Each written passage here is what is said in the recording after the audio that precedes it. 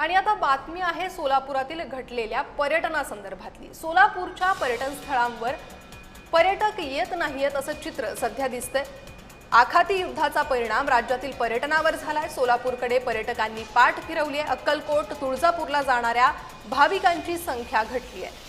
तर या संदर्भात पर्यटन अभ्यासक आणि हॉटेल व्यावसायिक ऋत्विज चव्हाण यांच्याशी बातचीत केली आहे आमचे प्रतिनिधी रवी ढोबळे यांनी। पाहूया।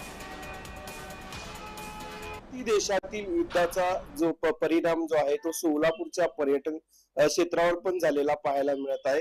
सोलापूर हे एक दक्षिण भारताचं प्रवेशद्वार आहे आणि आपण पाहू शकता देशभरातील जे भाविक असतील पर्यटक असतील ते सोलापूरला येत असतात।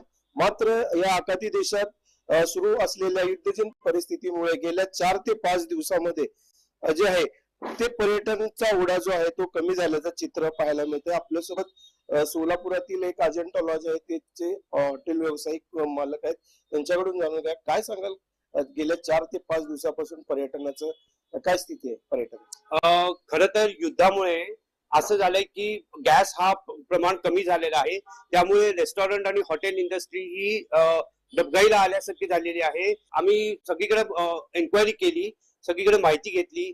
ही गॅस जी आहे हा पूर्णपणे बंद झालेला आहे। जो व्यावसायिक गॅस आहे, घरगुती गॅस थोड्या प्रमाणात मिळत आहे ते त्यामुळे व्यावसायिक गॅसचं प्रमाण कमी झाल्यामुळे हा हॉटेल इंडस्ट्री ही पूर्णपणे स्तब्ध झालेली आहे आणि याचा परिणाम पुढे काय होईल हे बघणं गरजेचं आहे। आणि त्याचप्रमाणे भारत सरकार असो, राज्य सरकार असो किंवा सोलापुरातील प्रशासन हे जागे होऊन काय मधला मार्ग काढता येईल हे पाहत आहे।